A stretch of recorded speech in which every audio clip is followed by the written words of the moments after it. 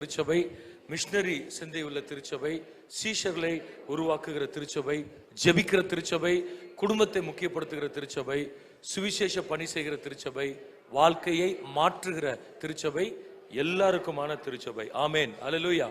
கர்த்தர் அப்படியே நம்முடைய திருச்சபை என்ன செய்வாராக, ஆண்டவர் மாற்றி தருவாராக. அனௌன்ஸ்மெண்ட்ஸ் நமக்கு கடைசியில் இருக்கும். 2 காரியங்கள் நான் சொல்ல விரும்புகிறேன். வர்ற டியூஸ்டே மிஷனரி கிட்ஸ் அவங்களுக்கான ஒரு ஸ்பெஷல் கேதரிங் நம்ம சர்ச்சில் வைத்து மார்னிங் 10 to 1 நடைபெறும். ஸோ அதுக்காக நீங்கள் ஜெபிக்கும்படி கேட்டுக்கொள்கிறேன். ஏன்னா எம்கே கிட்ஸ் வந்து அவங்க ரொம்ப பல விதங்களில் பாதிக்கப்பட்டவர்கள். உங்களுக்கு பிளெஸ்ஸிங், விசேஷமாக பிளெஸ்ஸிங் யூத் மிஷனுடைய ஹெட் குவார்ட்டர்ஸ் நம்ம பக்கத்தில் தான் இருக்கிறது. அங்கே இருக்கிற நிறைய மிஷனரிஸ் நம்ம சர்ச் மெம்பர்ஸ் தான். அவங்க டைரக்டர் நம்ம சர்ச் மெம்பர் தான். மேனேஜர்ஸ் எல்லாம் ரெகுலராக வருவாங்க. பல 3 ஆராதனை ஏதாவது ஒரு ஆராதனைக்கு வருவாங்க. அதில் பிள்ளைகள், வளர்ந்த பிள்ளைகள், ஒரு சில இங்கிலீஷ் வயசுலாம் கொயரில் இருக்கிறாங்க. ஸோ அந்த பிள்ளைகளுக்கு ஒரு ஊழியம் என்ன, அவங்கள ஃபோக்கஸ் பண்ணி ஒன்று நம்ம பண்ணணும். அசம்பிளிஸ் ஆகால பாஸ்டர்ஸ்க்கு ஷெப்பர்ட்ஸ் ஷீப் அப்படின்னு ஒன்று நடத்துனாங்க போன வாரம் பாண்டிச்சேரியில் வைத்து. பாஸ்டர்ஸ் கிட்ஸ்க்காக வருஷம் நடக்கும். ஸோ அதை செய்யும் பொழுது நம்ம பக்கத்தில் இருக்கிற மிஷனரி கிட்ஸ்க்காக ஒன்று பண்ண வேண்டும் என்கிற எண்ணங்களை கர்த்தர் கொடுத்தார். ஸோ அதனால் அவங்கள வரவழைத்து நானும் பாஸ்டர் ஆஷிஷும் பிரதர் ஆஷிஷும் ஊழியம் செய்வோம். பாஸ்டல் டீம் இருப்போம். நிறைய ஆக்டிவிட்டீஸ், அவளுக்கு நல்ல செய்திகள், டிஸ்கஷன்ஸ், நல்ல லஞ்சு, ஒரு கிஃப்ட்டு. என்ன கிஃப்ட்டுன்னு யோசிச்சுட்டு இருக்கோம். ஒரு சின்ன கிஃப்ட் கொடுத்து என்ன செய்யணும், அவளை சந்தோஷமாக அனுப்ப முயற்சி பண்ணுகிறோம். ஸோ அதற்காக நீங்கள் ஜெபித்துக் கொள்ளும்படி கேட்டுக்கொள்கிறேன். 1. 2வது, வெள்ளிக்கிழமை, வருகிற வெள்ளிக்கிழமை இரவு 10 மணி முதல் 1 மணி வரை ஹாஃப் நைட் பைபிள் ஸ்டடி நடைபெறும். அல்லேலூயா. என்ன ஹாஃப் நைட் ப்ரேயர் கேள்விப்பட்டிருக்கீங்க, வொர்ஷிப்லாம் கேள்விப்பட்டிருக்கீங்க. இது ஹாஃப் நைட் பைபிள் ஸ்டடி. எத்தனை பேர் வரலாம்னு நினைக்கிறீங்க? என்ன நல்ல கை தூக்கி காண்பீங்க. ரெக்கார்ட் பண்ணியிருக்கோம் கை தூக்கணவெல்லாம். சரி, முடிஞ்ச எல்லாரும் வாங்க. மறுநாள் சாட்டர்டே மோஸ்ட்லி லீவ் இருக்கும். மாதம் ஒரு தடவை தான். என்ன உங்களுக்கு வெஹிக்கிள் தேவைப்படுறவங்களுக்கு திரும்ப ட்ராப் பண்ணுவோம். உங்கள் காசு பைக்கில் வர்றவங்க வந்துருங்க. சப்போஸ் தனியாக வரீங்க அல்லது நீங்கள் பைக்கில் வந்தாலும் தனியாக போக முடியாது, லேடிஸ் யாராவது இருந்தீங்கன்னா நீங்கள் சொல்லுங்கள், உங்களை ட்ராப் பண்ணுறோம். நான் ஆஃப்டர் 1 o'clock முடிஞ்சவொன்னே உங்களை கொண்டு போய் ட்ராப் பண்ணுவோம். ரொம்ப நல்லாயிருக்கும். என்ன நைட் ரொம்ப டிஸ்டர்பன்ஸ் இருக்காது. உற்சாகமாக என்ன செய்வோம். ஆதி திருச்சபையில் நைட் பைபிள் ஸ்டடி இருந்தது. அல்லேலூயா. பவுல் பிரசவம் பண்ணும்போது ஒருத்தன் உட்காந்து தூங்கி என்ன செஞ்சிட்டான், கீழே விழுந்து அவுட்டு. ஆனாலும் பாஸ்டர் பிரசங்கத்தை நிறுத்தல. ஒரு பாட்டு பாட, கொயரை பாட சொல்லிட்டு கீழே போய் ஆளை தூக்கிட்டு வந்துட்டாரு. தூக்கிட்டு வந்து அவனை உயிரோடு எழுப்பி என்ன செய்தது, பைபிள் ஸ்டடி ஸ்டாப் ஆகாமல் போயிட்டு இருந்தது. ஸோ நமக்கு நீங்கள் தூங்கி விழுந்தாலும் அடிபட மாட்டேன், பிரச்சனை இல்லை. மாடி கிடையாது, கீழே தான். சொல்ல வாங்க, என்னதான் நடக்குன்னு பாருங்களேன். என்ன தூக்கம் வருமே, நம்ம அங்கே போய் தூங்கிட்டு என்ன பண்ண. அன்னைக்கு தூங்குறவங்கள திட்ட மாட்டோம். நீங்கள் பொதுவாக சண்டே காலில் தூங்குறவங்களே நான் திட்டுறதில்லை. அதெல்லாம் சகிச்சு தான் என்ன செய்கிறோம். ஒரு நாள் நீங்கள் நைட்டு வந்து தூங்கினாலும் பிரச்சனை இல்லை. என்னதான் நடக்குன்னு பார்ப்போன்னு வாங்க. கத்தினிச்சு நம்மோடு கூட என்ன செய்வார், ஆண்டவர் பேசுவார். ஸோ இதுகளை நீங்கள் முக்கியப்படுத்தும்படி உங்களை அன்புடன் கேட்டுக்கொள்கிறேன். நாம் இந்த மாதத்திலே மாதிரிகளை பின்பற்றுதல், ஃபாலோயிங் த பேட்டர்ன்ஸ், அது குறித்து சிந்தித்து கொண்டிருக்கிறோம். இயேசு கிறிஸ்துவை குறித்து சிந்தித்தோம். Jesus as the pattern. போன வாரம் early church as a pattern, ஆதி திருச்சபை மாதிரி என்பதை குறித்து நாம் சிந்திக்க கிருபை கொடுத்தா. இதே போக பவுல், நான் தேர்ஸ்டேல நான் பேசும்போதெல்லாம் பவுல் தீத்துவை குறித்து பேசினேன். பாஸ்டர் நிர்மல் ஒரு தடவை பேசினாரு, பாஸ்டர் பால் பேசினாரு போன வாரம். சைல்டு அஸ் பேட்டர்ன் என்ன என்பதை குறித்து அவர் பேசினார். இப்படி எல்லாமே இந்த மாதம் ஃபுல்லாகவே பேட்டர்ன்ஸை பற்றி தான் பேசியிருக்கிறோம். ஸோ இன்றைக்கு குடும்பம் மாதிரி, ஃபேமிலி அஸ் பேட்டர்ன் என்பதை குறித்து நாம் சிந்திக்க போகிறோம். என்ன புதிய ஏற்பாட்டில் ஒரு ஹஸ்பண்ட் அண்ட் ஒய்ஃபை பேரை சொல்லுங்கன்னா யாரை சொல்லுவீங்க? சத்தமாக சொல்லுங்க. Aquila, Priscilla. டக்கு நம்ம மனசில் வருகிற ஒரு கப்புள். என்ன அவர்களை குறித்த ஒரு 3 காரியங்களை சுருக்கமாக நான் சொல்ல விரும்புகிறேன். அவங்க Aquila and Priscilla was a model family, மாதிரியான குடும்பம். இவர்களை குறித்து 4 புஸ்தகங்களில் 6 இடங்களில் சொல்லப்பட்டிருக்கிறது. அப்போஸ்தலர் 18 வாசிக்கிறோம், ஆக்ட்ஸ் 18 வாசிக்கிறோம், ரோமர் 16, ரோமன் 16 அவங்களை குறித்து வாசிக்கிறோம், 1 கொரிந்தியன் 16, 1 கொரிந்தியர் 16 வாசிக்கிறோம், 2 திமோத்தேயு 4. இந்த 4 சாப்டர்ஸ்லையும் அவர்களை குறித்த வசனங்கள் பதிவு செய்யப்பட்டிருக்கிறது. ஸோ 4 புத்தகங்கள் 6 இடங்கள் வேதத்திலே அவர்களை குறித்து சொல்லப்பட்டிருக்கிறது. இவங்களை ஆதி திருச்சபை ஃபர்ஸ்ட் செஞ்சுரி மிஷனரி கப்புள்னு சொல்றாங்க. நல்ல கவனிங்க, அவங்க ஃபுல் டைம் மிஷனரிஸ் கிடையாது, அப்போஸ்தலர்கள் கிடையாது. அவங்களுக்கு ஒரு தொழில் இருந்தது, டென்ட் மேக்கிங், கூடார தொழில் இருந்தது. ஆனா ஆதி திருச்சபை என்ன அடையாளத்தை அவர்களுக்கு கொடுத்திருக்கிறது? First century missionary couple. So இன்னைக்கு நீங்க டாக்டர்ஸா இருக்கலாம், டீச்சர்ஸா இருக்கலாம், நர்சஸா இருக்கலாம், இன்ஜினியர்ஸா இருக்கலாம், கவர்மெண்ட் ஸ்டாஃபா இருக்கலாம், ப்ரொஃபஸர்ஸா இருக்கலாம், விஐடியில், ஏன்னா எந்த இடத்துல இருந்தாலும் நீங்க நல்லா விளங்கி கொள்ளுங்க, உங்களை திருச்சபை மிஷினரி கப்புள் என்று அழைக்கிற அளவிற்கு திருச்சபை ஈடுபாடை கர்த்தர் நமக்கு என்ன செய்வாராக? இவரிடமிருந்து தருவாராங்க. பவுல் அவர்களுக்கு குறித்து சொல்லும்போது மை கோ ஒர்க்கர்ஸ் அப்படின்னு சொல்றாரு. தீமோத்தேவை சொல்லலாம், தீத்துவை சொல்லலாம், அப்போலோவை சொல்லலாம், அவங்களாம் ஃபுல் டைம் டீம்ல இருந்தவங்க. ஆனால் ஆக்கில்லா பிரிஸ்கில்லாவையும் பவுல் என்ன சொல்றாரு? என்னுடைய மை கோ ஒர்க்கர்ஸ், என் டீம்ல ஒரு ஆளாக ஊழியத்தில் பவுல் வைத்திருந்ததை பார்க்கிறோம். ராஜ்யத்தை ஸ்திரப்படுத்தவும் அடுத்த சந்ததிகளை உருவாக்கவும் தங்கள் வாழ்க்கையை தியாகம் பண்ண ஒரு குடும்பம். இந்த குடும்பத்திலிருந்து ஒரு 3 காரியங்களை நாம் கற்றுக்கொள்ள பரிசுத்த ஆவியானவர் உதவி செய்வார். முதலாவதாக வாசிக்க கேட்போம். அப்போஸ்தலர் நடபடிகள் 18வது அதிகாரம் 2ஆம் வசனமும் 18வது வசனமும். யூதர் எல்லாரும் ரோமாபுரியை விட்டு போகும்படி கிழவுதராயன் கட்டளையிட்டபடினாலே இத்தாலியாவில் இருந்து புதிதாய் வந்திருந்த பொந்து தேசத்தானாகிய ஆக்கிலா என்னும் நாமமுள்ள ஒரு யூதனையும் அவன் மனைவியாகிய பிரிஸ்கில்லாலையும் அங்கே கண்டு அவர்களிடத்திற்கு போனான். 18. பவுல் அநேக நாள் அங்கே தரித்திருந்த பின்பு சகோதரிடத்தில் உத்தரவு பெற்றுக்கொண்டு தனக்கு ஒரு பிரார்த்தனை உண்டாயிருந்தபடினால் கெங்கிரேயா பட்டணத்தில் தலை சவரம் பண்ணிக்கொண்டு சீரியா தேசத்துக்கு போக கப்பல் ஏறினான். பிரிஸ்கில்லாலும் ஆக்கில்லாவும் அவனுடனே கூட போனார்கள். இந்த 2 வசனத்தில் நிறைய கருத்துக்கள் இருந்தாலும் நாம் ஒரு வார்த்தையை கவனிக்க போகிறோம். அங்கே முதலாவதாக சொல்லப்பட்டிருக்கிறது, யூதனாகிய ஆக்கில்லா அவன் மனைவியாக பிரிஸ்கில்லா என்று சொல்லப்பட்டிருக்கிறது. 18ஆம் வசனத்தில் வாசிக்கிறோம், பிரிஸ்கில்லாலும் ஆக்கில்லாவும் அவனோடு கூட போனார்கள். வேதத்தில் இந்த குடும்பத்தை பதிவு செய்திருக்கிற 6 இடங்களில் 3 இடங்களில் ஆக்கில்லா பிரிஸ்கில்லா என்றும் 3 இடங்களில் பிரிஸ்கில்லா ஆக்கில்லா என்றும் அங்க என்ன செய்யப்பட்டிருக்கிறது? சொல்லப்பட்டிருக்கு. இதை ஏன் நம்ம நோட் பண்ணணும் என்று சொன்னால், நீங்கள் ஒன்றை கவனிக்க வேண்டும். யூத கலாச்சாரம் ஒரு கடுமையான கலாச்சாரம், ஆர்த்தோடாக்ஸ் கல்ச்சர். இன்னொரு வார்த்தையில சொல்ல வேண்டால் மேல் டாமினேட்டிங் சொசைட்டி. கிட்டத்தட்ட நம்ம கல்ச்சரை போல நம்ம கூட இப்ப மாறிட்டு வரோம். மேல் டாமினேட்டிங் கல்ச்சர், ஆணாதிக்க சமூகம் அப்படின்னு சொல்லலாம். யூத கலாச்சாரத்தில் பெண்களுக்கான நிறைய உரிமைகள் பறிக்கப்பட்டு அவர்கள் 2ஆம் தர குடிமக்களாக கருதப்பட்டார்கள். They were treated as second class citizens. இது ஜூயிஷ் கல்ச்சர். ஒரு ஆண்கள் இருக்கிற இடத்துக்கு பெண்கள் போகக்கூடாது, அவங்க முன்னாடி வந்து பேசக்கூடாது, நிற்கக்கூடாது. ரொம்ப இப்போ நம்ம சில கல்ஃப் கண்ட்ரீஸ்லாம் இருக்கு பாருங்க, அதே மாதிரி ஒரு ரொம்ப ஆர்த்தோடாக்ஸ் ஸ்ட்ரிக்ட் கல்ச்சர். இந்த கல்ச்சர் இப்போ நமக்கு கூட ரொம்ப ப்ராப்ளம் இருக்காது. இந்த கல்ச்சர்ல ஆக்கில்லா பிரிஸ்கில்லா, பிரிஸ்கில்லா ஆக்கில்லா என்று மாறி மாறி சொல்லப்பட்டிருக்கிறது. யூதனாகிய என்னவாக இருந்தாலும் யூதனாக இருந்த ஆக்கில்லாவுக்கு தன் மனைவியின் பெயர் முதலாவதாக வந்த பொழுது அவன் அதிலால் பாதிக்கப்படவில்லை. ஒரு குறிப்பை நான் சொல்ல விரும்புகிறேன். தே ஆர் கனெக்டட் ஃபேமிலி அல்லது கனெக்டட் கப்புள். ஒருவரோடு ஒருவர் இணைந்திருந்த குடும்பம், இணைந்திருந்த கணவன் மனைவியாய் அவர்கள் காணப்பட்டார்கள். இப்ப நம்ம கல்ச்சர்ல சொல்றோமே, நம்ம இன்விடேஷன் எழுதும்போது என்ன எழுதுறோம்? வீட்டில் இருக்கிற அவ்வளவு பேரும் எழுதி கொடுப்பீங்களா? இல்ல, மிஸ்ஸஸ் அண்ட் மிஸ்டர் கார்த்திகேயன் அப்படின்னா முடிஞ்சு போச்சு. அங்க கார்த்திகேயன் பிரதர் உண்டு, விசாலட்சி சிஸ்டர் உண்டு, சாம் உண்டு, ஐடா உண்டு, யார் உண்டு அவ்வளவு பேரும் உண்டு. அப்படிதானே? மிஸ்ஸஸ் அண்ட் மிஸ்டர் அப்படித்தானே போடணும். இப்போ எனக்கு கொடுத்தா மிஸ்ஸஸ் அண்ட் ரெவரண்ட் சாலி மாணிக்கிறார், மிஸ்ஸஸ் அண்ட் டாக்டர் ஜான் இப்படிதானே போடுறாங்க. இப்போ மாத்தி போட்டா Mister and Mrs Visalakshi, example உங்களுக்கு சொல்றேன், கார்த்திகேயன் பிரதர். அல்லது மிஸ்ஸஸ் அண்ட் மிஸ்டர் ஸ்டெல்லா ஸ்டான்லின்னு கூட போடல. நமக்கு எப்படி இருக்கும்?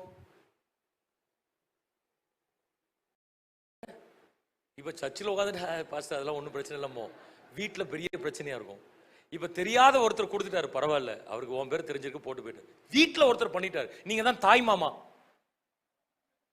ஏன்னா நான் நிறைய வெட்டிங்ஸ் நடத்தி வச்சு பார்த்துருக்கேன். அந்த தாய் மாமாக்கள்லாம் ஒரு மாதிரி தான் இருப்பாங்க. அவங்க ரோல் வந்து அவங்க ரெஸ்பெக்ட் பண்ணும். அதனால தான் என்ன பண்ணுவோம், நம்ம கல்ச்சரில் மாலை எடுத்து கொடுக்கும்போது தாய் மாமாவை கூட்டு மாலை எடுத்து கொடுக்க சொல்லிடுவோம். ரொம்ப சந்தோஷமா நமக்கு ஒரு ஸ்தோத்திரம் போட்டு போவார். இல்லாட்டி நம்மளை முறைச்சிட்டு உட்காந்துருப்பாரு. என்ன ஹிந்து கான்வெர்ட்ஸாக இருப்பாங்க, இந்துல தாய் மாமா, பெரியப்பா, சித்தப்பாலாம் என்னது, ஒரு கீ ரோல்ஸ். அப்படி ஒரு கல்யாணத்துல உங்க பேரை விட்டு மனைவி பேரை மட்டும் போட்டு கொடுத்தா எப்படி ஃபீல் பண்ணுவீங்க? பெருசா ஒன்றும் பண்ணாட்டும் ஃபீல் பண்ணுவீங்களா இல்லையா? ஆனா பாவிகளா நம்மள மறந்துட்டானுங்களே என்ன. ஆனா யூதர்கள் என்ன செய்ய மாட்டாங்க, நம்மள மறந்துட்டாங்களன்னு நினைக்க மாட்டாங்க. அவங்கள பொறுத்தவரை பெரிய இஷ்யூ. ஆனால் ஆக்கில்லா பிரிஸ்கில்லாவுக்கு அந்த பிரச்சனையே கிடையாது. யார் பேரை, என் பேரை முதல்ல போட்டாலும் சரி, பிரிஸ்கில்லா பேரை முதல்ல போட்டாலும் சரி, ஏன்னா எங்களுக்கு தெரியும் we are connected with each other. நாங்கள் ஒருவரோடு ஒருவர் தெளிவாக இணைந்திருக்கிறோம் என்று சொல்லி அவர்கள் சொன்னார்கள். ஒரு ஆமீன் சொல்லி சொல்லலாமா? ஸோ கனெக்டட் கப்புள், அதான் மாதிரி.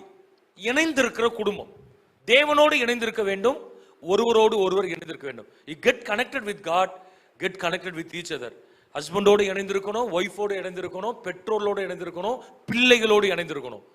இணைதல் என்பதுக்கு முக்கியமானது. சரி, இப்போ இவங்க கனெக்டட் கப்புள் அப்படிங்கிறதுக்கு ஒரு 2 வார்த்தை நான் சொல்ல விரும்புறேன். 1000 வார்த்தைகளை சொல்லலாம், என் மனதில் ஆண்டு உணர்த்தின 2. நம்பர் 1, அவங்களுக்குள்ள ஈகோ கிடையாது. They didn't have ego among themselves. 1. 2வது, they didn't have disagreement. 2 வார்த்தை நான் சொல்ல விரும்புறேன். ஈகோ கிடையாது, டிஸ்அக்ரிமெண்ட், கருத்து வேறுபாடு கிடையாது. ஈகோ நம்ம எல்லாரும் கேள்விப்பட்ட ஒண்ணு. சைக்காலஜிஸ்ட் யாரும் இருந்தீங்கன்னா அல்லது சைக்காலஜி படிச்சிருந்தீங்கன்னா உங்களுக்கு தெரியும், சிக்மண்ட் ஃப்ராய்ட். கேள்விப்பட்டிருக்கீங்களா அந்த வார்த்தை? டீச்சர்ஸ்லாம் அட்லீஸ்ட் கேள்விப்பட்டிருப்பீங்க. சிக்மண்ட் ஃப்ராய்ட் அவர் இந்த சைக்கே பத்தி ரொம்ப அழகா சொல்றார். ஃபாதர் ஆஃப் சைக்காலஜிஸ்ட், மாடர்ன் சைக்காலஜின்னு சொல்றாங்க அவர். இட், ஈகோ, சூப்பர் ஈகோ 3 சொல்றார். அவரை பொறுத்தவரை இந்த ஈகோ தான் ரேஷனல் கான்சியஸ் பார்ட் ஆஃப் அவர் சைக்கே. நம்முடைய ஆழத்துவத்தில் உணர்வு பூர்வமான அல்லது பகுத்தறிய கூட ஒரு பகுதி, அதுதான் இந்த ஈகோ. இட் அப்படிங்கிறது அன்கான்சியஸ் அல்லது சப்கான்சியஸ்ல இருக்குது. இந்த அன்கான்சியஸ்ல நினைவு கூறாத பகுதியில் இருக்கிறதையும் வெளி உலகத்தோடு தொடர்பு கொள்வதையும் இணைக்கிறது தான் ஈகோ. சரி, இப்போ நான் அவ்வளோ டீட்டெயிலாக நான் போல, சைக்காலஜி கிளாஸ் கிடையாது இது. சிம்பிளா ஒரு வார்த்தை சொல்லணும், ஈகோனா என்னது? ஒரே வார்த்தை சொல்லணும்னா இட் ரெப்ரசன்ட்ஸ் செல்ஃப் இம்பார்ட்டன்ஸ், சுயமரியாதை. அதான் ஈகோ. நம்ம சொல்றோம் தெரியுமா, நம்ம அர்த்தம் தெரியாம சொல்லுவோம், என் ஈகோவை டச் பண்ணிட்டீங்க அப்படிமோ. அப்படின்னா என்னது? You have touch my self importance. எல்லா மனுஷனுக்கு அது இருக்கு. சுயமரியாதை எல்லாருக்குள்ளேயும் இருக்கிறது. இருக்கிறவங்க ஒரு ஆமீன் சொல்லி சொல்லுங்க. ஆமா, நம்மளாம் தமிழர்கள் என்ன, பெரியார் மாதிரி ஆட்கள்லாம் அதிகமாக வலியுறுத்தி சொன்னது என்னது? இந்த செல்ஃப் இம்பார்ட்டன்ஸ், சுயமரியாதை. அவங்கெல்லாம் பார்த்தீங்கன்னா கடவுள்களை எதிர்க்கல. பெரியார் நல்லா பார்த்தீங்கன்னா he never opposes God. கடவுள் பெயர்ல அநியாயம் பண்றாங்க பாருங்க, மூட நம்பிக்கைகள், அதை தான் எதிர்த்து பேசினார். கிறிஸ்தவத்தை எங்கேயுமே அவர் தாக்குனது கிடையாது. ஏன் தாக்குனது இல்லை? அவருக்கு நல்லா தெரியும் கிறிஸ்தவத்தில் மூட நம்பிக்கை கிடையாது. அல்லேலூயா. கிறிஸ்தவம் என்பது சரித்திரம். ஏன்னா கிறிஸ்தவர்கள் வணங்குகிற கடவுள் சரித்திர கடவுள். கிறிஸ்தவர்கள் சொல்லுகிற காரியங்கள் அறிவிற்கு உட்பட்டது, அறிவிற்கு அப்பாற்பட்ட ஒன்றை என்ன செய்கிறது இல்லை. ஸோ அதனால தான் நம்ம சொல்றோம், மிரக்கல் நடந்துட்டா, இப்போ பாஸ்டர் நீங்க ஜோம் பண்ணும்போது எனக்கு மிரக்கல் நடந்துட்டுன்னு யாரும் சொன்னீங்கன்னா நான் அதை நம்ப மாட்டேன். என்ன பாஸ்டர் நீங்களே நம்பாட்டி எப்படி? நீங்களே மேலே வந்து இப்போ எனக்கு கேன்சர் சரியாயிட்டேன்னா நம்ப மாட்டோம். கேன்சர் சரியாயிட்டுனா நீங்கள் நாளைக்கு போய் ஆன்காலஜிஸ்ட் சர்டிஃபிகேட் வாங்கிட்டு வரணும். எனக்கு என்னன்னு தெரியாது, கேன்சர்னா என்னன்னு தெரியாது. ஓ ஹல்லேலூயா, கையை தூக்க, எல்லாரும் கரங்களை தட்டுவோம், கேமரா அவருக்கு நேராக ஃபோக்கஸ் பண்ணுங்க, சபையில் அற்புதம் நடந்து விட்டது அப்படின்னு ஃபிளாஷ் பண்ணி, அது ஈஸி, அதான் நடக்கும். கிறிஸ்தவம் அதுவல்ல. கிறிஸ்தவம் உனக்கு ஹீல் ஆயிடுச்சா போய் மெடிக்கல் டாக்டர்கிட்ட வாங்கிட்டு வா. உனக்கு கேஸ்ல இருந்து விடுதலை பண்ணிட்டாங்களா, ஜட்ஜி சொல்லட்டும். இல்லைங்க அதெல்லாம் விடுதலை பண்ணிடுவாங்க, அதெல்லாம் பார்த்துட்டோம். கிடையாது, ஜட்ஜி சொல்லட்டும், வேர்டிக் கொடுக்கட்டும், நீ யூ ஆர் ஃப்ரீ, நீ தப்பு பண்ணல என்ன செய்யட்டும் சொல்லட்டும். அதுதான் கிறிஸ்தவம். கிறிஸ்தவம் என்பது பகுத்தறிவுக்கு உட்பட்டது. நம்முடைய ஆண்டவர் சொல்லுகிறதெல்லாம் அறிவிற்கு அப்பாற்பட்டதல்ல, அறிவிற்கு உட்பட்டது. ஒரு ஆமீன் சொல்லி சொல்லலாமா? ஸோ இந்த செல்ஃப் இம்பார்ட்டன்ஸ் நமக்குள்ள இருக்கு, அதான் ஈகோ. அதை டச் பண்ணா பிரச்சனை வரும், எல்லா இடத்துலையும் வரும், சின்ன பிள்ளைகள் கூட வரும். ஈகோனா அதுக்கு ஸ்பெல்லிங் தெரியாது, 2 வயசுல அதுக்கு ஈகோ இருக்கும், செல்ஃப் இம்பார்ட்டன்ஸ் இருக்கும். நீங்க செக் பண்றதுக்கு என்ன பண்ணுங்க, இந்த பெரிய பெரிய ஷாப்பிங் மால் கூட்டு போங்க, டி மார்ட் வெள்ளூர்ல இருக்க சொல்றேன், ரிலையன்ஸ், அனுக்கிரகா, அனுராகவா, இப்படி 4-5 கூட்டு போய் பாருங்க. அது உன்னை பார்த்து கேட்கும், நோ அப்படின்னு சொல்லி ஒரு மாதிரி ரஃப் லாங்குவேஜ்ல சொல்லி பாருங்க, அதுக்கு தெரியும் எப்படி சாக்லேட் வாங்கணும்னு சொல்லி.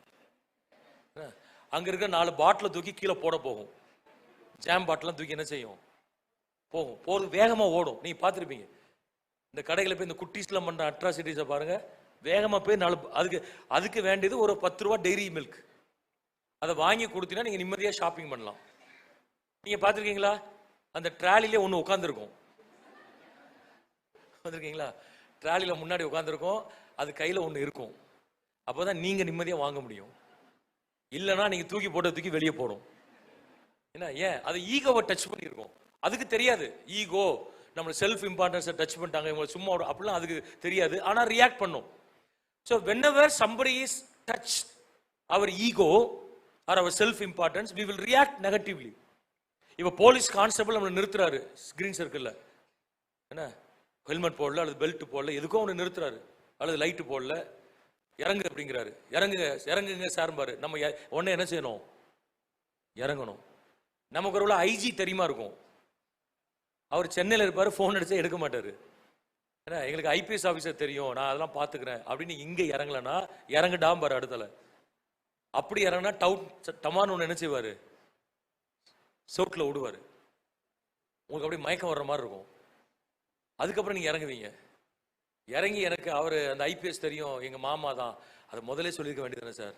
ஆனால் அடிதான் விழுந்தது. என்னதான் அவர் ஏன் அவர் அடிக்கிறார்? நம்ம சொல்லிக்கு இந்த போலீஸ்ல அந்த இங்க இந்த சிக்னல் நிற்கிற போலீஸ் எல்லாம் ரொம்ப ரஃபா இருக்கிறத பார்த்துருக்கோம்.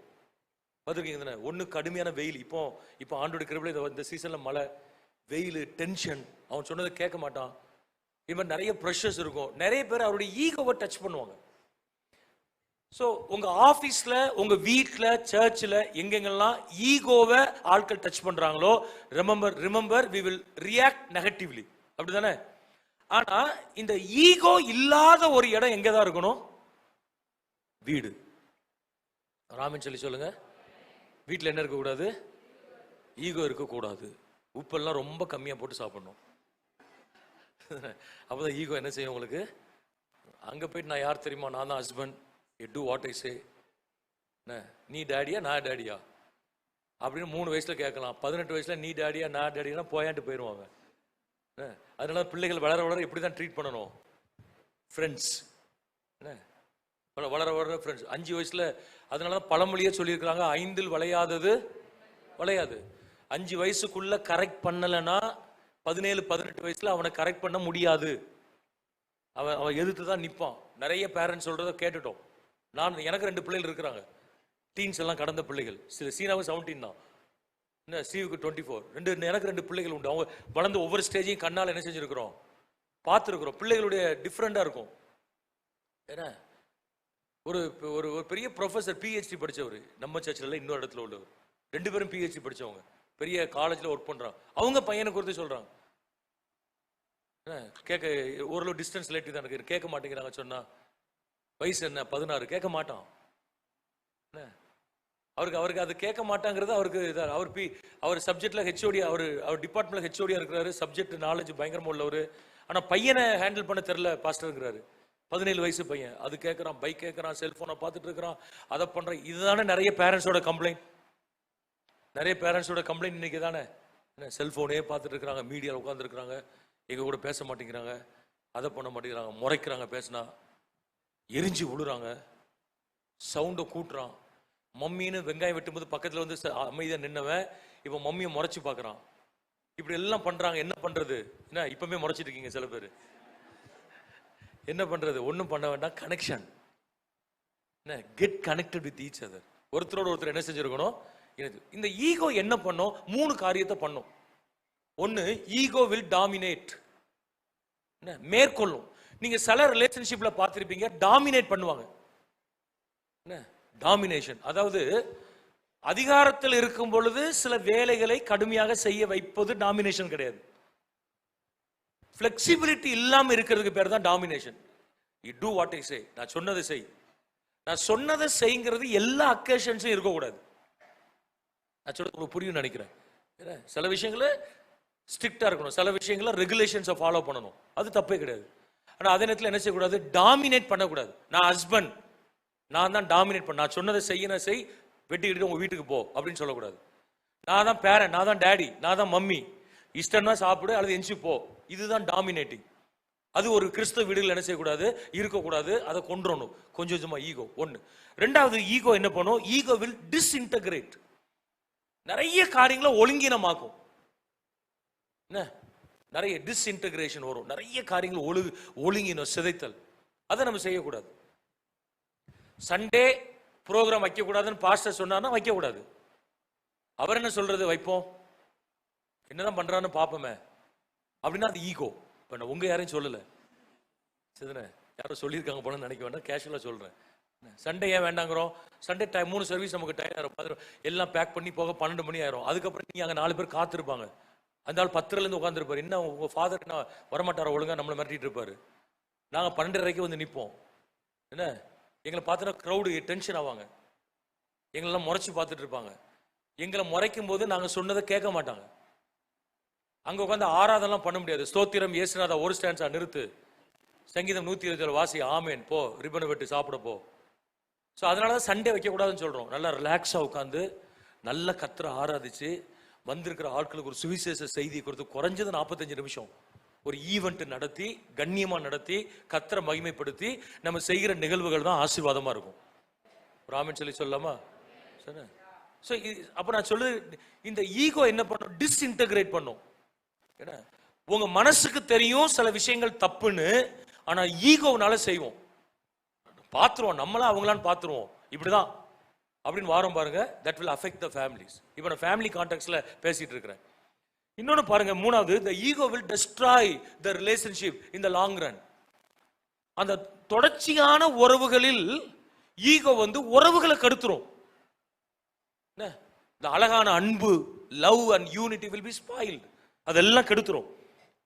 It breaks the chain of love. தொடர்ச்சியா வருகிற அன்பை உடைத்து விடும் இந்த ஈகோ.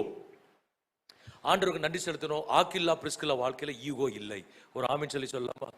உங்க வாழ்க்கையில் யாருடைய வாழ்க்கையிலாவது ஈகோ, நான் தான் பெரியவன், ஐ எம் த பாஸ் அப்படிங்கிற ஆட்டிடியூட், ஃபேமிலி கான்டெக்ட்ல, ஒர்க் பிளேஸ்ல நீங்க பாஸா இருக்கணும், பாஸா தான் இருக்கணும், அது வேற. ஆபீஸ்ல, ஒர்க் பிளேஸ், ஹாஸ்பிட்டல்ல, இன்ஸ்டிடியூஷனை பத்தி இப்ப நான் பேசல, இப்ப நான் ஃபேமிலி கான்டெக்ட்ல பேசிட்டு இருக்கேன். அதுக்காக நீங்க ஆபீஸ்ல பாஸா இருந்து அங்க சிரிச்சிட்டு இருக்க முடியாது. அங்க கடுமையா இருக்க வேண்டியது என்னதான் செய்யணும்? அங்க கடுமையா இருக்கணும். அட்மினிஸ்ட்ரேஷன் வரும்போது அட்மினிஸ்ட்ரேஷன், அங்க நம்ம கொஞ்சம் என்ன செஞ்சுட்டு இருக்க முடியாது, குழவிட்டு இருக்க முடியாது, அங்க ஸ்ட்ரிக்டா தான் இருக்கணும். ஆனா ஃபேமிலியில, ரிலேஷன்ஷிப்ல நீங்க ஃபிளெக்சிபிளா தான் இருக்கணும். Flexibility and adjustment are the two important things that will build up our marital or parental relationship. அது ஒண்ணு. இன்னொன்னு டிஸ்அக்ரிமெண்ட். டிஸ்அக்ரிமெண்ட் ஏன் சொல்றோம்? 18 வருஷத்துல வாசிக்க கேட்டோம். பவுல் சீரியா தேசத்திற்கு போக கப்பல் ஏறினான், பிரிஸ்கில்லாவும் ஆக்கில்லாவும் அவனோடு கூட போனார்கள். நீங்க பாருங்க, ரொம்ப சிம்பிளா எழுதியிருக்கு. கப்பல் ஏறினான்னா அவர் ஏதோ பஸ் ஸ்டாண்ட்ல போய் பஸ் ஏற போனா, ஐயா நாங்களும் வரேன்னு டப்புன்னு ஏறிட்டாங்க, அப்படி கிடையாது. இவங்க இப்பதான் ரோம்ல இருந்து வந்தவர்கள். ரோம்ல இருந்து இவங்க டிசைட் பண்ணி வரல, அனுப்பப்பட்டார்கள். கலதேவி ராஜன் வந்து ஒரு ஆர்டர் போட்டு, இப்ப நம்ம ட்ரம்ப் மாதிரின்னு வச்சுக்கோங்க, இந்தியன்ஸ் தான் வெளியே போங்கன்னு சொல்றாரா, போதவங்கள செயின்ல கட்டி ஃபிளைட்ல ஏற்றி அனுப்புறாரு. பயங்கர போல்டா பண்றாரு. எல்லா கண்ட்ரிஸா தான் டெட்லைன் கொடுக்குறோம், நீ கூட்டு போகாட்டி நீ வர வேண்டாம், நானே கட்டி அனுப்பிடுவேங்கிறாரு. இப்படிதான் ஒரு ராஜா ரோம்ல இருந்தான், அனுப்பின எல்லாரையும். அது ஒரு டிரான்சிஷன் பீரியட். ஒரு கண்ட்ரில இருந்து கொரிந்துவில் வந்து உட்கார்ந்து இருக்கிறாங்க. ஊர் புதுசு, கல்ச்சர் புதுசு, மக்கள் தெரியாது. அந்த ஊர்ல எதையெல்லாம் விட்டுட்டு வந்தாங்களோ தெரியாது. வீடை விட்டுருக்கலாம், சொத்தை விட்டுருக்கலாம், அதெல்லாம் விட்டுட்டு வந்த பாதிப்பு அவங்க வாழ்க்கையில என்ன செய்திருக்கும், நிறைய இருந்திருக்கும். இது வந்து டிரான்சிஷன்ல தான் தெரியும். ஒரு நாட்டிலிருந்து நீங்க டிசைட் பண்ணி கல்ஃபுக்கு போறது, யூகேக்கு போறது வேற, அப்படிதானே? நீங்க டிசைட் பண்ணி ப்ராசஸ் எல்லாம் முடிஞ்சு ஆஸ்திரேலியால செட்டில் ஆக போறோம், அயர்லாந்து போறோம், அதை நான் சொல்லல. மோடி நம்மளை கழுத்து பிடிச்சி தள்ளிட்டார், எல்லாரும் ஓடுங்க யூகேவுக்கு அப்படின்னா எத்தனை பேர் சந்தோஷமா போவீங்க? போனன்னு காத்துட்டு இருக்கிற ஆட்களுக்கு சந்தோஷமா தெரியும். அங்க போனதுக்கு அப்புறம் தெரியும் ஏன்டா இங்க வந்தோம்னு சொல்லி. என்ன, ஊரை விட்டுட்டு, கல்ச்சரை விட்டுட்டு, மக்களை விட்டுட்டு, எல்லாத்தையும் விட்டுட்டு போறது வந்து அவ்வளவு என்ன கிடையாது, ஈஸி கிடையாது. ஆக்கில்லா பிரிஸ்கில்லா அப்பதான் வந்திருக்கிறாங்க. இப்ப பவுல் போறாரு, சீரியா தேசத்துக்கு போறாரு. நாங்களும் வருகிறோம், நாங்களும் வருகிறோம் என்று அவங்க சொன்னது சேர்ந்து தீர்மானித்தது. அததான் நான் சொல்றேன், they don't have any disagreement சொல்றேன். டிஸ்கஸ் பண்ணிருப்பாங்க, they discussed pros and cons. போனா என்னது, போகாட்டி என்ன, ஓகே நம்ம போவோம். தீர்மானங்களில் ஒத்து போவதுதான் கிறிஸ்துவ குடும்பங்கள். அதான் கனெக்டட் ஃபேமிலிஸ். இணைந்திருக்கிற குடும்பங்கள் மேஜர் டிசிஷன்ல என்ன செய்வாங்க, ஒத்துப்போம். சில வீடுகளில் ஏன் பிரச்சனை வருது? they are not connected. நான் இதை செய்கிறேன், உனக்கு இஷ்டம்னா வா, இல்லாட்டி நீ சீரியாவுக்கு வரணும்னா வா, வராட்டி போ, நான் போகிறேன். அது கிடையாது. ஒரு பாஸ்டர் எனக்கு தெரியும், அவர் கூட ஃபேமிலியாக ஹோட்டலுக்கு போனவொடனே முதலே போனவர், ஐயா எனக்கு தோசையும் தலைக்கறியும், பேசாமல் உட்காந்துருவார். அவர் ஒய்ஃப் திட்டுவாங்க, என்ன உங்களுக்கு மட்டும் சொல்கிறீங்க, உங்களுக்கு என்ன வேணுமோ சொல்லிக்கோ, உங்களுக்குலாம் எனக்கு ஒத்து வராது. அவர் அமைதியை போனவொடனே சொல்லுவார், எனக்கு தோசை தலைக்கறி, அது என்னது லெமன் ஜூஸ் அல்லது அது லெமன் சோடா விட்டுட்டு அமைதியாக எங்களையும் பார்த்துட்டு இருப்பாரு. என்ன உங்களுக்கு என்ன வேணுமோ என்ன செய்யுங்க சொல்லுங்க. என்ன அது எனக்கு ஃப்ரெண்ட், அவர் ரொம்ப ஃப்ரெண்ட், எனக்கு பழகிடுச்சு. அவர் புதுசாக ஆட்களுக்கு ஷாக்காக இருக்கும். குன்னடா கூட்டு போயிட்டு தலைக்கறி சொல்லிட்டு கம்முன்னு உட்காந்துருக்காரு.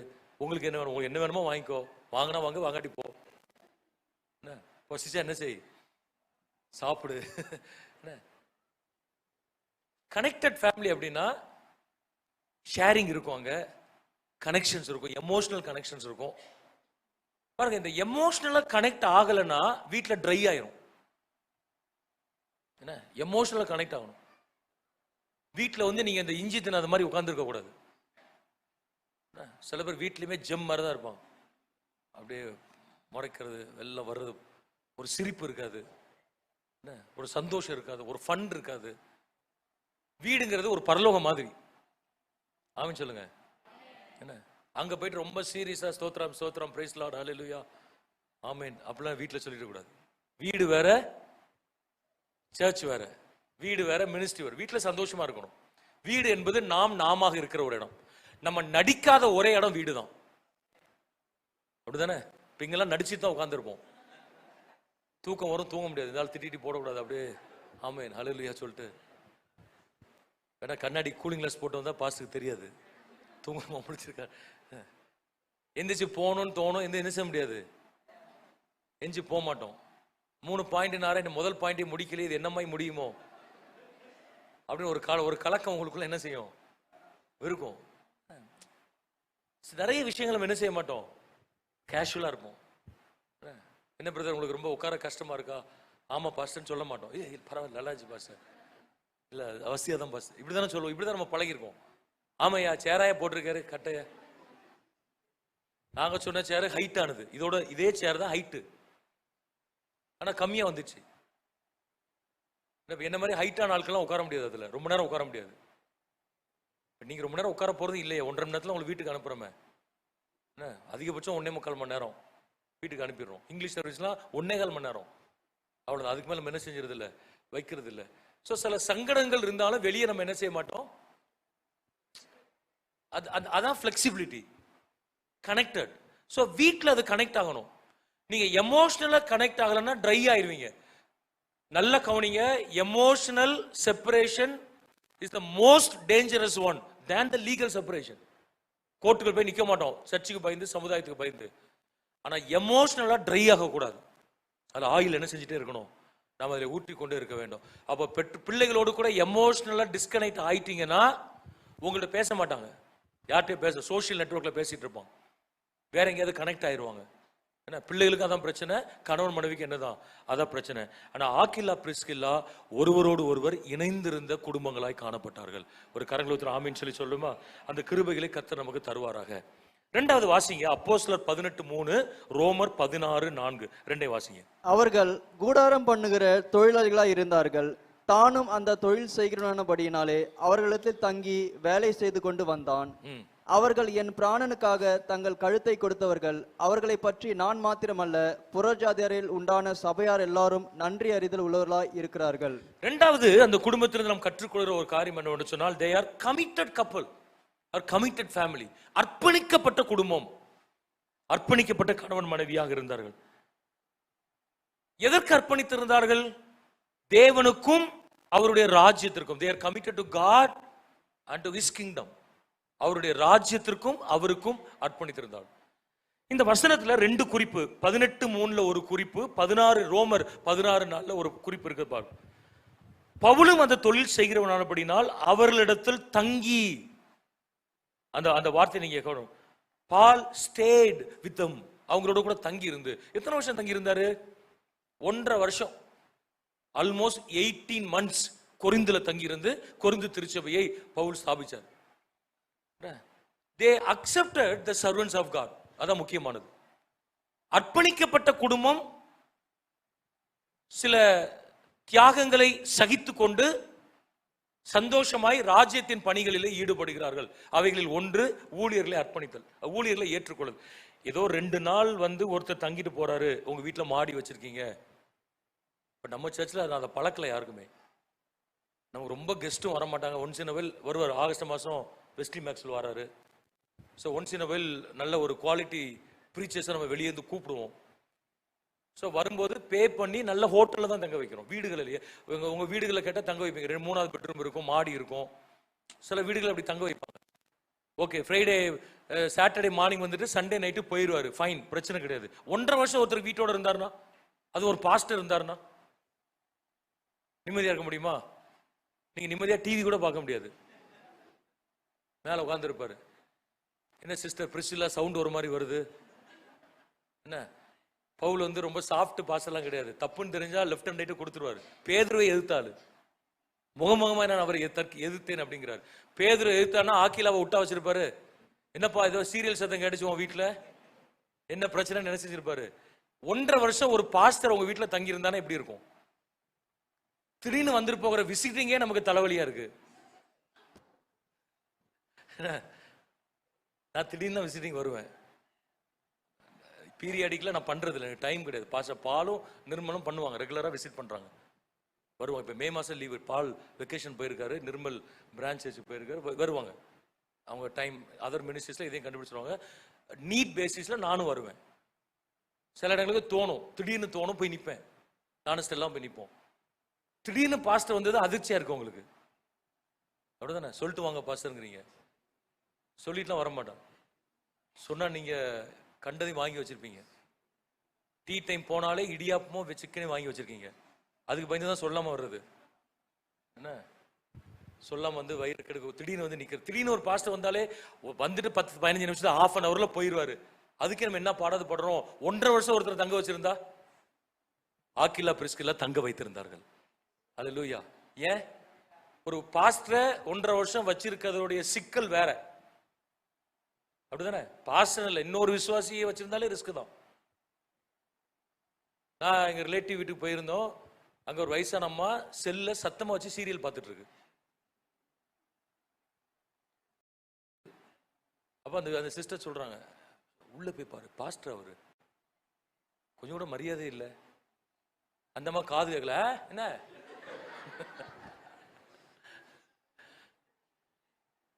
சீரியல சவுண்ட குறைன்னு சொல்றாங்க.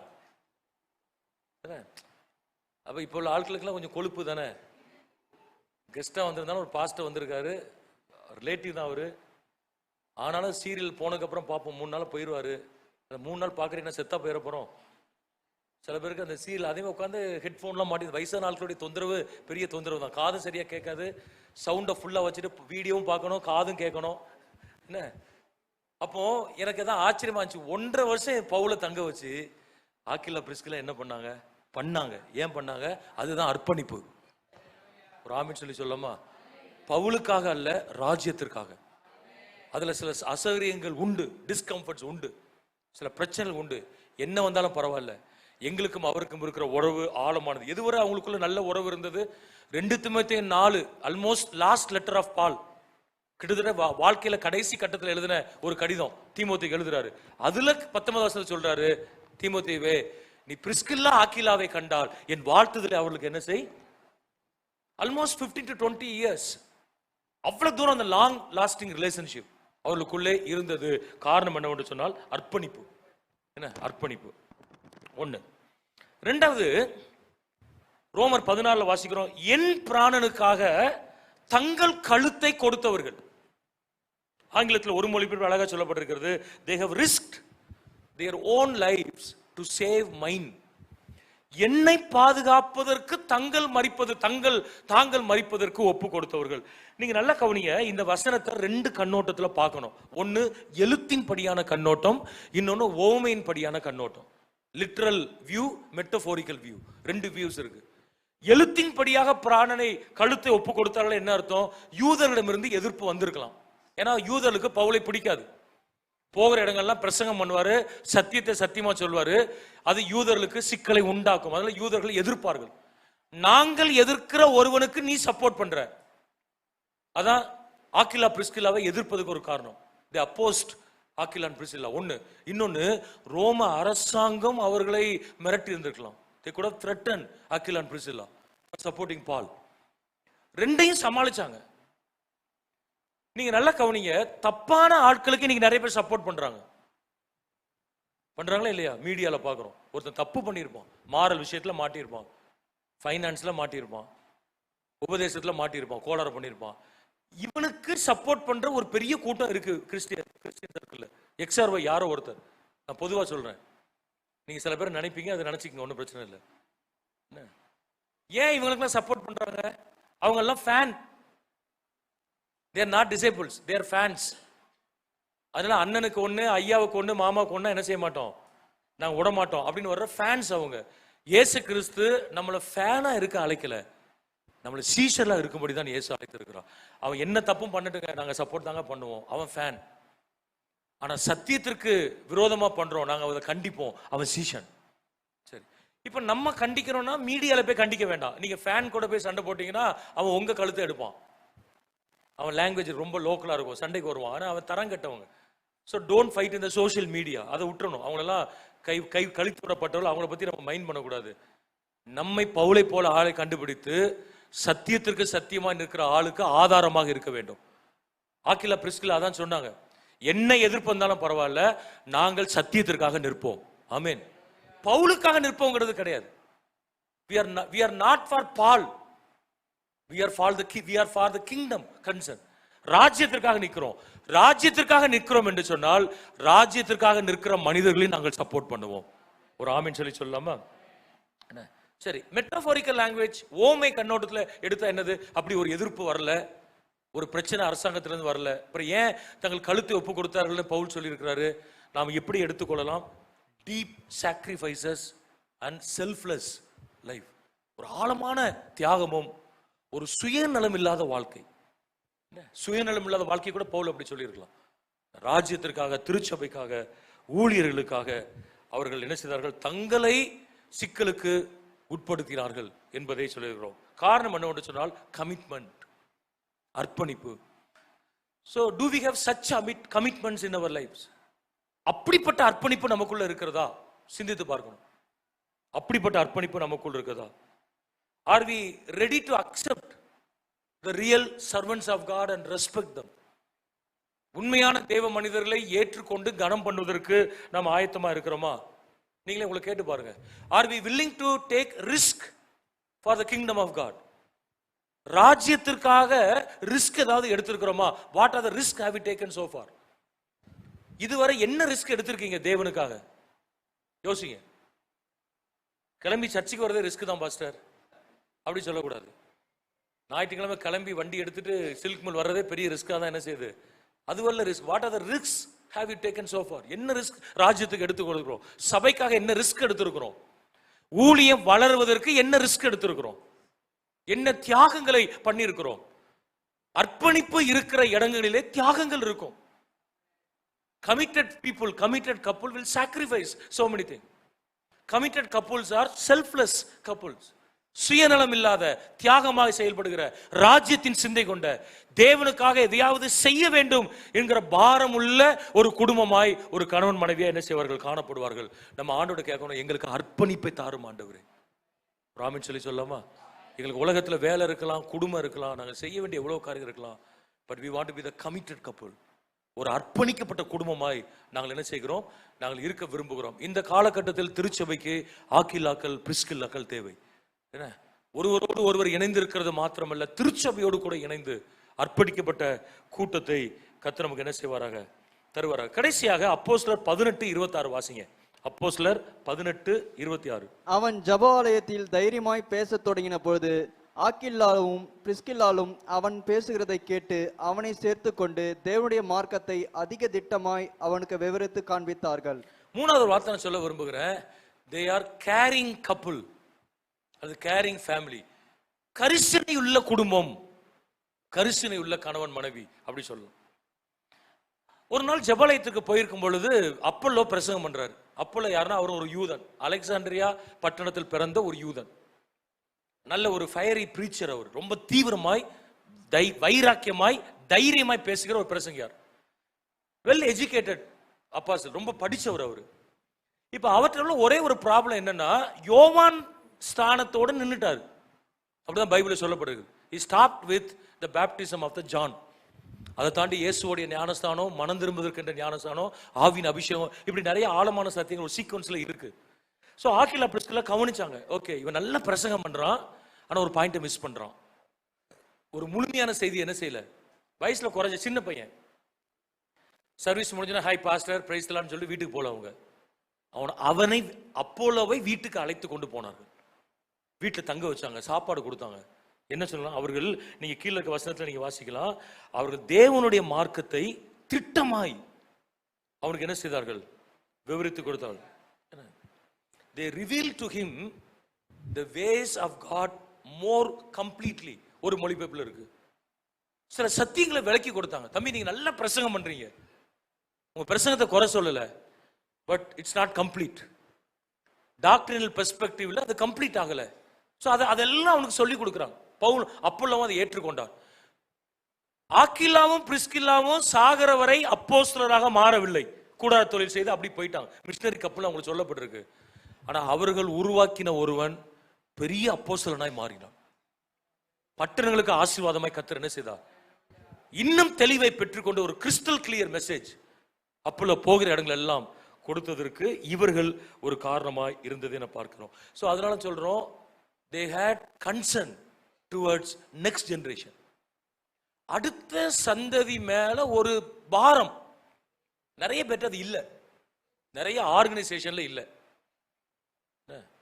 ஒரு ஆள் இறந்துட்டாருன்னு அவரை பத்தி பெருசா பேசுறோம், உண்மை அவரை மாதிரி ஆள் கிடைக்காது திரும்ப. அதனால அவரை மாதிரி இன்னொருத்தரை ரீப்ரொடியூஸ் பண்ணணும். டெவலப்பிங் நெக்ஸ்ட் ஜெனரேஷன், அது one of the main ministries of the church. உங்க ஃபேமிலிக்கு அதான் பவுல் சொல்லலாம், உங்களை என்னை போல் விசாரிக்கிறதுக்கு மனதுள்ளவன் அவனை தவிர வேறு யாரும் இல்லை.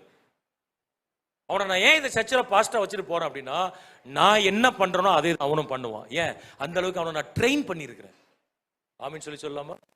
நிறைய லீடர்ஸ் ட்ரெயின் பண்றது இல்லை, நல்லா செய்வாங்க, அவங்க சகாப்தத்தோடு முடிஞ்சிடும் எல்லாம். நான் எல்லா ஆர்கனைசேஷனும் சேர்த்து சொல்றேன். Developing leaders, developing next generation leaders like me அப்படிங்கிற விஷன் நிறைய லீடர்ஸ்க்கு கிடையாது. அவங்க லெவலில் நல்லா இருப்பாங்க, அவங்க எல்லாம் ஒதுங்கிட்டாங்கன்னா இன்னைக்கு அடுத்தது சரியில்லைன்னு சொல்லுவாங்க, அப்படி பேச ஆரம்பிச்சிருவாங்க. பார்த்துருக்கீங்களா? டெவலப் பண்ணாத ஆட்கள் என்ன செய்வாங்க, நாங்கெல்லாம் அந்த காலத்தில் லீடர்ஷிப்ல இருக்கும் பொழுது ஆர்கனைசேஷன் அப்படி இருந்தது, இன்னைக்கு எல்லாம் சரியில்லை, இன்னைக்கு சின்ன பசங்களா இருக்கிறாங்க. சின்ன பசங்க தான் இருக்கணும்.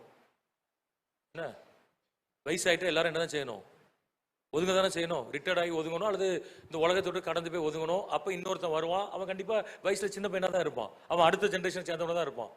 அவன் உங்களை மாதிரி நல்லா செய்யணும்னா அவனை நீங்க ட்ரெயின் பண்ணியிருக்கணும். அப்படிதானே? அகஸ்டின் அங்கிளுக்காய் கர்த்தருக்கு ஸ்தோத்திரம். அவங்களுக்குள்ள ஒரு விஷன், கிளையட் மினிஸ்ட்ரின்னு, நான் அந்த மீட்டிங்ல இருந்தேன், பிளானிங் மீட்டிங்ல. அவங்களுக்குள்ள ஒரு தரிசனம், ஜெம்ஸ்ல அடுத்த லெவல் லீடர்ஷிப்பை டெவலப் பண்ணணும். 86 மெம்பர்ஸா, 85, 85 நெக்ஸ்ட் லெவல் லீடர்ஸை பிக்கப் பண்ணியிருக்கிறாங்க. ஒரு 30 வயசுல இருந்து 55 வயசுக்குள்ள பல லெவல்ஸ்ல. அவங்களுக்கு ஒரு 20 சப்ஜெக்ட் டீச் பண்ண போறாங்க, 20 வாரம். ரொம்ப I am so happy that I am also part of the team. நான் அவங்கள போயிருந்தேன், அந்த பிளானிங் மீட்டிங்ல இருந்தேன். நான் அந்த ஃபேக்கல்ட்டியில் ஒரு ஆள், எனக்கு ரொம்ப சந்தோஷம். ஏன் அப்படின்னா, இங்கேருந்து அடிக்கடி டிராவல் பண்ணணும் பீகாருக்கு. பீகார்ல கயாவா, பீகார் தானே? ஆமா, பீகாருக்கு டிராவல் பண்ணணும். பரவாயில்ல, ஒரு டீமை டெவலப் பண்றதுக்கு இவ்வளவு சந்தோஷம். அதை அங்கிள்கிட்ட சொல்லணும், ஜெம்ஸை டெவலப் பண்ணிட்டு வெளியே போகணும். நீங்க தான் சொல்லணும். அதை நேரில் பார்த்தா நானும் சொல்றேன். ஜெம்ஸை டெவலப் பண்ணிட்டு, ஜெம்ஸ் அவருடைய குழந்தை, அவருடைய விஷன், அதை முடிச்சுட்டு வெளியே வரணும். மற்ற ஆர்கனைசேஷன்ல இருக்கிற கீ லீடர்ஸ் எல்லாம் தெரிந்து என்ன செய்யணும். ஸோ அஸ் அ ஃபேமிலி உங்களுக்கு நான் சொல்றேன், உங்க ஃபேமிலி, நீ வயசுல 45 வயசா இருக்கலாம், 35 வயசா இருக்கலாம், உங்களை விட சின்ன ஆட்களை கண்டுபிடிச்சு டெவலப் பண்ணுங்க. உங்க விஷனை உங்களுக்குள்ள கொடுங்க, உங்க மினிஸ்ட்ரியை கொடுங்க, ஒரு கிருபை. நாளைக்கு அவன் உங்களை விட்டு தனியா போய் பண்ணலாம், தப்பு கிடையாது. ஏன்னா அவனை எனக்கு நான் டெவலப் பண்ணல, அவனை ராஜ்யத்திற்கு டெவலப் பண்றோம். ஆமீன். அஸ்வினை நம்ம டெவலப் பண்ணோம், என்ன டேனியை டெவலப் பண்ணோம். அஸ்வின் நல்லா இருக்கிறாரு, டேனி ஊழியம் செய்யற இன்னொரு இடத்துல. அஸ்வின் நல்லா டெவலப் ஆகி கத்தார்ல போய் இங்கிலீஷ் சர்வீஸ் ஆரம்பிச்சு ஃபியூ மந்த்ஸ்ல 80 பேரை கொண்டு வந்திருக்கிறாரு, ஆப்பிரிக்கன்ஸ் எல்லாம். அவர் போனது வந்ததுக்குமே அவர் ஒர்ஷிப் ஒரு மாதிரி தான் இருந்தது. என்னடா ஒரு மாதிரி இருக்காருன்னு பார்த்தா அவர் ஆப்பிரிக்கன் லாங்குவேஜ் ஆயிட்டாரு. ஏன்னா ஆப்பிரிக்கன்ஸ் கூட பழகி பழகி அந்த ஒர்ஷிப் எல்லாம் ஆப்பிரிக்கன் ஸ்டைல தான் என்ன செய்யுது. Okay, you are so happy that you shining for God. எங்கேயோ ஒரு இடத்துல தேவனுக்காக. ஸோ நான் டெவலப் பண்ணோம், அந்த சர்ச் இன்வெஸ்ட் பண்ணியிருக்கு. அதனால சாகர வரை எங்களுக்கு தான் நீ அடிமையா இருக்கணும் அவசியமே கிடையாது. We release people for the kingdom's concern. நிர்மலுக்கு கல்யாணம் ஆகும் சீக்கிரத்தில். என்ன அவர் இல்லை, அவர் விஐடி போயிட்டாரு, தீர்க்கதர்சனம் கிடையாது, பொண்ணுலாம் பார்த்துருக்காங்க, அதனால சொல்றேன். அப்போ அடுத்த வருஷம் நிர்மலையும் ரிலீஸ் பண்ணுவோம். அவருக்கு ட்ரைபல் கன்சர்ன், அவருக்கு ட்ரைபல் மினிஸ்ட்ரி போகணுங்கிறது ஆசை. சொல்லியிருக்கிறேன், கல்வராயன் ஹில்ஸ் ட்ரைபலை கண்டுபிடிச்சு இந்த 1 இயர்ல டெவலப் பண்ணு, சர்ச் பேக்கப் பண்ணுன்னு சொல்லியிருக்கிறோம். அவர் ரிலீஸ் பண்ணுவோம். பால் நம்ம கூட இருக்கார், அப்பாசல் பால். என்ன அவர் இப்போ விடுமுறைக்காக ஊருக்கு போயிருக்கிறார். வீக் லீவு, ஒரு 10 days லீவ் கொடுத்து அனுப்பியிருக்கோம் அவரை. என்ன அசிஸ்டன்ட் பாஸ்டர்ஸ்லாம் லீவ் கொடுக்குறோம். சண்டே கிடையாது, வேலை பார்க்க கூடாதுன்னு சொல்லியிருக்கேன். உங்க சர்ச்சில் போய் கம்முன்னு என்ன செய்யணும், அங்கே 10 நாள் அந்த கூட்டம் இந்த கூட்டம்லாம் என்ன செய்யக்கூடாது, போகக்கூடாது, வீட்டோட இருந்துட்டு வரணும்னு சொல்லி அனுப்பியிருக்கோம். என்ன அப்புறம் நானும் போவேன் வந்ததுக்கப்புறம். அசிஸ்டன்ஸே போகும்போது நான் போகக்கூடாதா, நானும் ஒரு வாரம் நீங்கள் ஒரு வாரம் என்னை காணாது இருப்பீர்கள். சந்தோஷமா போங்க பாஸ்டர், போயிட்டு வாங்க. ஆமா, எங்க போன சொல்லுங்க பாஸ்டர், நாங்களே அனுப்பி வைக்கிறோம். அதான் அதான் நல்ல இருக்கு, போங்க. சிஎஸ்ல எல்லாம் 1 மாசம் லீவு ஐயருக்கு, பெய்ட் லீவ். என்ன 1 மாசம், மே மாசம் ஃபுல்லா நீங்க ஊழியம் செய்ய வேண்டாம் ஐயா, எங்கனாலும் போங்க, வீட்டுக்குள்ளே இருந்தாலும் சரி, கொடைக்கானல் போனாலும் சரி, இந்த ஊர்ல அவர் சந்தோஷமா போவார். ஸோ ஒரு பிரேக் வேணும் எல்லாருக்கும். சரிதானே? ஒரு ஆளை கண்டுபிடிச்சு ஊழியத்தை டெவலப் பண்ணுங்க, ஊழியத்தில் டெவலப் பண்ணுங்க, உங்க ப்ரொஃபஷன்ல டெவலப் பண்ணுங்க. நிறைய பேர் சீனியர்ஸ், நிறைய பேர் நான் லா படித்தேன், ப்ராக்டிஸ் பண்ணலைண்ணா, என்ரோல் பண்ணல. ஆனால் இந்த காலேஜ் டேஸில் சில ஆஃபீஸர்ஸ் போயிருக்கிறேன். மதுரையில் தான் இருந்தேன், அப்புறம் சென்னையில் படித்தேன். ஈவினிங்கில் சில ஆஃபீஸர்ஸ் போயிருக்கிறேன், சீனியர் லாயர்ஸ்க்கு. சும்மா தம்பி இந்த கட்டை தூக்கி அங்கே போய், இதை தூக்கி இங்கே போய் தான் சொல்லுவான வழியோ சொல்லி தர மாட்டாங்க. அப்படிதானே டாக்டர் பியூலாம் இருக்கிறீங்க, சொல்லி தர மாட்டாங்க. இதுதான் தம்பி கேஸோட கோர் இஷ்யூ இங்கே தான் இருக்கு, இதுதான் செக்ஷன், இந்த செக்ஷனை புடி, இதுதான் சுப்ரீம் கோர்ட் ஜட்ஜ்மெண்ட், இதை கோட் பண்ணு, இதை பண்ணா ஜட்ஜுக்கு ஒரு வழியே கிடையாது, உனக்கு வெர்டிக்ட் கொடுத்துருவாரு, இப்படிலாம் சொல்லி தர மாட்டாங்க. நீங்க ஒன்று கண்டுபிடிச்சு சொன்னாலும் அமைதியாக உட்காரடான்ருவாங்க. அது என்ன சுப்ரீம் கோர்ட் ஜட்ஜ் நீ கண்டுபிடி, ஜட்ஜ்மெண்ட் நீ கண்டுபிடிக்கிற, உட்கார கீழே நான் பார்த்துக்கிறேன் பாரு. அவருக்கே தெரியாது, ஜூனியர் சொன்னா ஒத்துக்க மாட்டான். என்னை விட மேல போயிடக்கூடாது அப்படின்னா எல்லா ப்ரொஃபஷனலும் நினைப்பாங்க. இயேசு ஒருத்தர் தான் சொன்னாரு, என்ன விசுவாசிக்கிறவன் என்னை விட பெரிய காரியங்களை செய்வான். ஸோ உங்க ப்ரொஃபஷன்ல உங்களை விட ஜூனியரை ஒருத்தரை கண்டுபிடிச்சு ட்ரெயின் பண்ணுங்க, அவருக்கு ஸ்கில்ஸ் சொல்லிக் கொடுங்க. ராஜ்யத்தின் மனப்பான்மை உங்க தொழிலையும் சொல்லிக் கொடுங்க, ராஜ்யத்தின் மனப்பான்மையும் சொல்லிக் கொடுங்க. அல்லேலூயா. நாளைக்கு அவங்க உங்க ஃபேனா இருக்க மாட்டான், உங்களுக்கு சீஷனாய் கடைசி இருப்பான், தேவனுக்கு பிரயோஜனம் உள்ளவனாய் காணப்படுவான். இவர்கள் அப்போலோவை வீட்டுக்கு அழைத்து கொண்டு போய் திட்டமாய் ராஜ்யத்தை குறித்து தெளிவாக அவர்கள் சொன்னார்கள். என்ன அந்த ஸ்டீவ் அந்த இதை போட முடியுமா? ஒரு ரீசெண்டாக ஒரு ஸ்டாட்டிஸ்டிக்ஸ் பார்த்தேன், 75% of the kids age between 18 and 29 left the church. 18 29 வயதிற்கு உட்பட்ட 75% வாலிபர்கள் சர்ச்சை விட்டு போயிட்டாங்களாம். ஓவராலா இந்தியாவில் ஓவரால் கண்ட்ரீஸ்ல. அப்போ அவர் ரிசர்ச் பண்ணவர் என்ன சொல்றாரு, ஏன் 25% போகல, அதை ஜூம் பண்ண முடியுமா? 25% ஏன் போகலங்கிறதுக்கு 5 காரணம் சொல்றாரு. நம்பர் 1 என்ன தெரியுமா, அவங்க 7 இரவுகளில் 5 இரவு